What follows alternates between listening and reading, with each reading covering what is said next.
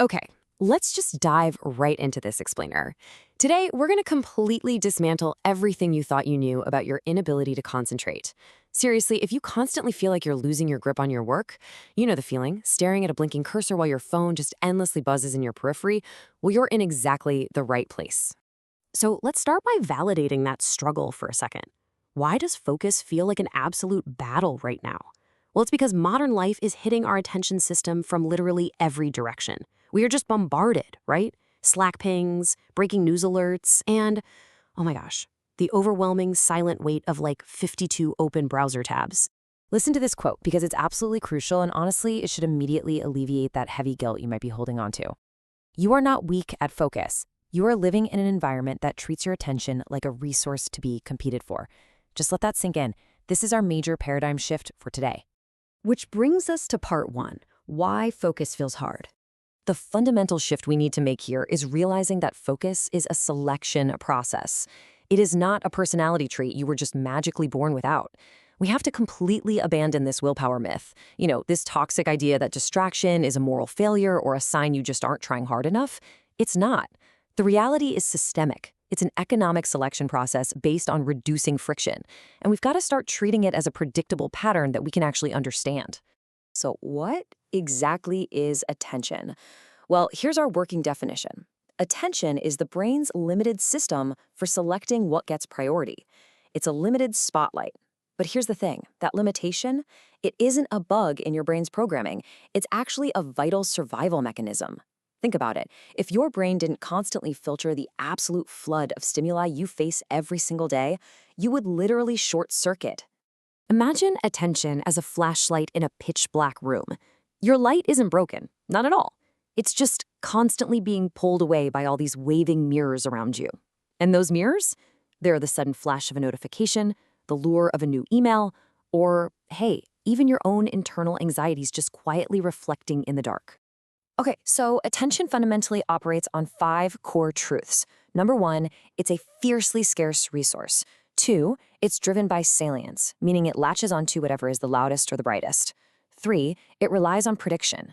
4, it's heavily pulled by your unfinished business. And finally, number 5, it's dictated by your internal state. These 5 forces literally decide what gets the landing strip in your mind. Let's expand on that very first truth. Imagine your attention as a single warehouse worker, just moving one box at a time. Now, if 10 packages suddenly arrive on the conveyor belt all at once, that worker doesn't magically grow 8 extra arms, right? It just forces the worker to frantically triage, dropping boxes and costing you precious time and mental clarity. So yeah, multitasking, it's a total myth. And that leads us perfectly into unfinished business. Think of your minds like a browser window with, say, 40 open tabs. Even if you're actively staring at just one tab, those other unresolved tasks, maybe it's that unread message from your boss or that doctor's appointment you keep forgetting to schedule, they are quietly draining your mental RAM in the background. It just makes everything feel incredibly noisy inside your head. All right, moving on to section 2, the friction behind distraction. So how does focus actually break? Well, it happens when your system selects something else because of competing forces. When your brain senses urgency, it feels like, oh, I need to deal with this right now. When it spots novelty, it thinks, oh, hey, what's this? And when your internal state is exhausted, it simply says, I can't hold steady anymore. Distraction is literally just your brain answering these very natural pulls. To quote the text, attention is not moral, it is economical. I love this because it operates exactly like a strict financial budget. Your brain spends its attention where the perceived return on investment is the absolute highest. So please, let yourself off the hook right now. Distraction is not a measure of your character. It's simply a measure of incentives. You can see this exact cost-benefit math playing out perfectly when you're forced to choose between, say, a hard math problem with a delayed reward and a phone notification offering this immediate, sugary dopamine hit. Your brain constantly upgrades distractions because, frankly, it absolutely loves the path of least resistance. Immediate relief is pretty much always going to win if you leave it unchecked. See, distraction isn't random at all. It's a symptom of a mismatch. Just look at how these situations dictate your focus. If your task is vague, your mind actively resists starting. If the task is incredibly hard, your attention naturally wanders off to find easier terrain. And if your body is just physically exhausted, holding attention requires agonizing effort. It is a direct, logical response to your current internal condition. I like to think of attention as a campfire. Your intention to work, that's the fuel you add. But your physical and emotional state, that's the wind. A tired, stressed, or hungry brain dramatically changes the weather around your focus, making the flame blow out no matter how many heavy logs of intention you try to throw on it. Now for the final part. Section 3. Rebuilding focus through alignment. Okay, so how do we shift from just diagnosing the problem to engineering an actual solution? We have to treat focus like a physical structure. It basically depends on 4 aligned conditions. You need a clear target, so the brain knows exactly what to aim at, a believable reason to care, a manageable cognitive load, and low interference. When all of these align, boom, you get a concentrated laser beam of attention.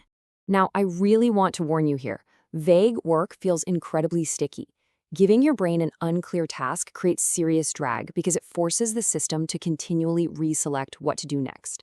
But clean edges, like telling yourself to draft the first paragraph rather than work on the big project, that gives your brain a firm, concrete stepping stone.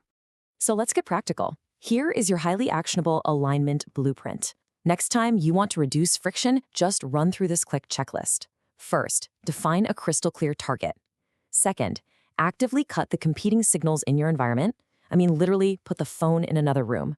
Third, raise the task's perceived value. And crucially, support your brain's physical condition with proper rest and fuel. All of this brings us to the core thesis of this explainer. Focus is the temporary success of a system under pressure. It isn't magic, you guys. It's a structure. And realizing that should feel really empowering. You can diagnose, you can tweak, and you can support this exact system, instead of constantly fighting this losing, guilt-ridden battle against your own mind. So, I'm going to leave you with one final powerful diagnostic question. The next time your focus starts to slip, I want you to stop asking, what is wrong with me? Instead, ask yourself, what is my brain treating as most important right now? Find that hidden friction, align your system, and really ask yourself, what could you achieve if you stopped fighting your brain and actually started engineering it?